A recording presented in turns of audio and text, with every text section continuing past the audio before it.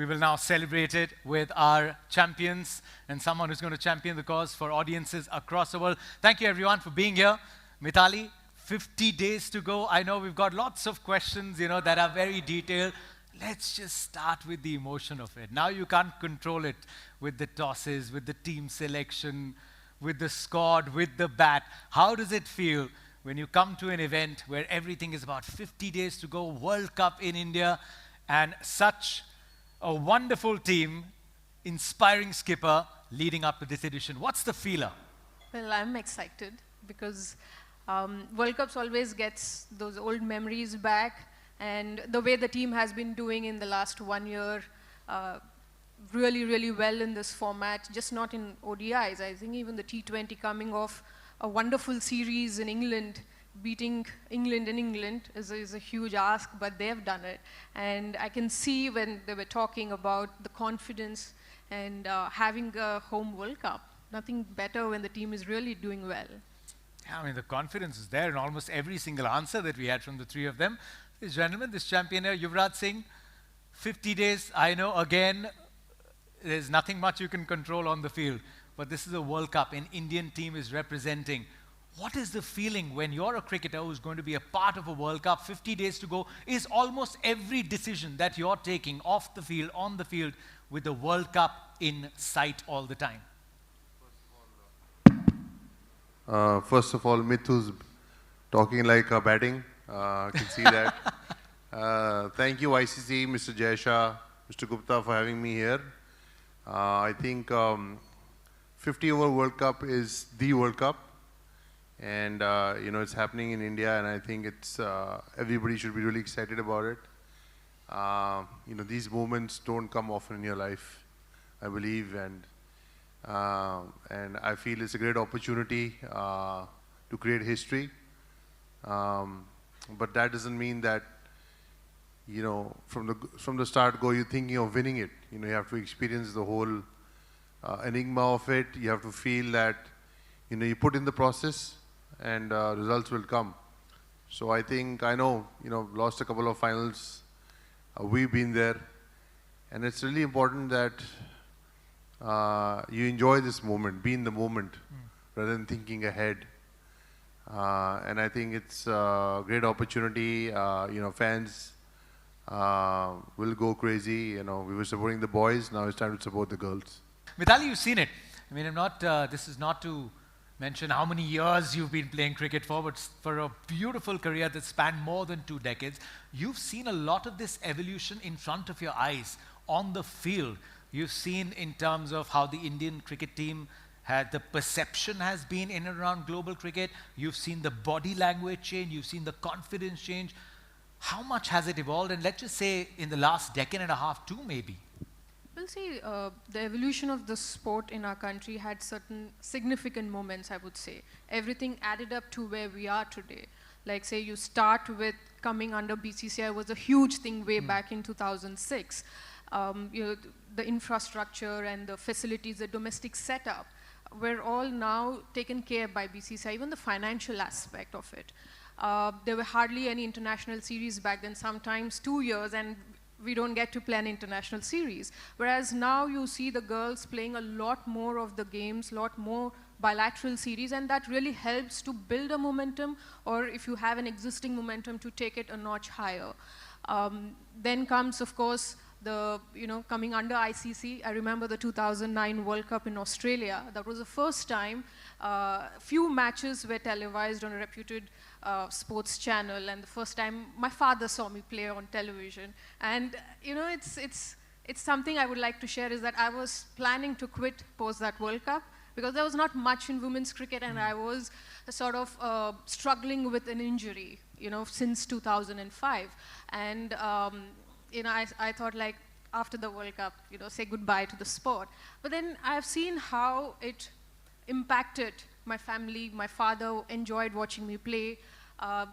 A lot of people who were invested in the team, in the players, were actually watching women's cricket. We had a few small followers on their own watching women's cricket. So let me extend a couple more years. And then I went on to play for a longer time. And then the 2017 World Cup, that actually transformed women's cricket, not in India, but globally, I would say, because social media was relatively new. ICC did their part in campaigning and promoting on a larger scale, I would say, because I was packing for the World Cup and I saw that, I think Champions Trophy was being played, India-Pakistan, and I switched on the TV and I was listening to the commentary and packing, and then I hear the commentators go like, the next big event is the Women's One Day World Cup, and they show the captains' hoardings at the stadium. So it was a good ad. It was a good campaign for the World Cup with the emojis and everything. And then, you know, for a long period, the T20 World Cup was like a curtain raiser, the women's T20 to the men's. And then we had a standalone T20 World Cup and the WPL. You know, that was huge because for the longest time, a lot of people were asking about the league in India, the impact of Women's Premier League. Though it's still new, it's just 3 years in. And, you know, the pay equity, you know, everything had added up to where women's cricket is today. And it didn't happen overnight. It's a journey. And it was good to actually witness it, part of it. Records come and go, but I can at least say that I've seen the previous eras and the current one at least, and I've lived it. That is something is my takeaway from this beautiful sport. It's beautiful. In 50 years, I mean, now we're so used to a D.Y. Patil or a CCA or Wankhede packed when women play.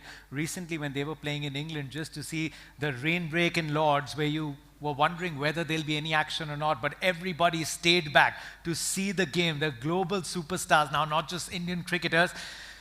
Here we now coming down to the most obvious question. There is a World Cup and one will ask someone who's represented India, there is that pressure who comes in, right? You walk out to bat, there are 50, 70,000, maybe in Ahmedabad, 100,000 fans who are cheering your name.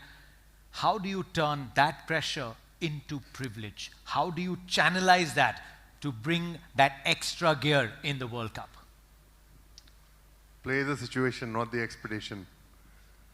So, the fans, easier said than done? I mean, do you have to train yourself to think like that? the fans are always expecting 4s and 6s or like wickets. I think that's, you know, that's the game. They come to watch, they want entertainment, they want to be entertained. But the point is that if you want to win the World Cup, you know, you have to be in the situation where when you play it. And I think there'll be times where they're going to feel that pressure. There'll be times when things are not going to go well. And that's the time where experience and, you know, the self-belief has to take over, that I believe I can be the player in this moment. I think every time you walk in win the game, you have to believe that you want to win the game for your country that day, if you're playing well or whatever it is. I think every player has to carry that belief that in that situation, I'm going to shine. And it's not that, you know, when Smriti gets out, oh, Harman is there. Harman thinks if I get out, you know, somebody else is there, or Jemima is there. You got to believe it as a team that every time I walk into bat or bowl, that I'm the person who's going to make the difference. And if all 11 believe that, I'm sure the results will follow. What were some of the conversations that the 11 had? You know, we always say, and heard it from so many of you, when you walk in on that big game, everybody knows it's a big occasion. The media will build it up, everyone, the fans will make you feel that it's a big occasion. Is there an instance how you guys lived in this situation, took that sense of occasion, which is there, but just to not let that come into the dressing room? Was there someone who just calmed the nerves ahead of a big pressure game? Anything that you'd like to share? I mean, what could they do in that dressing room on a big match day? I think I can give some examples of what we felt at that time. I think at that time, you know, we were playing a World Cup at home. No country had won the World Cup at home. And it was 28 years since we won the World Cup. And I remember we tied a game against England, and then we were playing well. And I remember we lost one game against South Africa where we were in a winning position. I won't go into details, and we lost the game. And we got a lot of backlash, obviously. Welcome to India. So, a lot of backlash, you know, a lot of chat about how India is going about their tournament. I think I remember having a chat, so Tendulkar and Gary Kirsten coming in and having a chat with us saying that from now we're going to go and win the World Cup from here. What are things we need to do if you want to win the World Cup? Nobody's going to watch TV from now. Nobody's going to read the newspaper. Social media wasn't big that time, right? Now it's even dangerous for you because it's right there on your phone. So my advice is switch it off when the World Cup is going on. And the third thing he said that when you walk through crowds, you're happy to take photos or signatures, put your headphones on, go and focus on the field. Going back to your room, put your headphones back on, be in that moment. Cut the noise and try and do what you need to do, to win this tournament. Because this moment is, you don't know when it's going to come back or ever come back, or if any of us will be playing this moment. So be in the moment and let's try and do this as a team. We did that, it'll work. I'm not saying it's going to work for you. I'm just saying that the team has to focus on something which makes them believe that, okay, if we do this, this might work for us.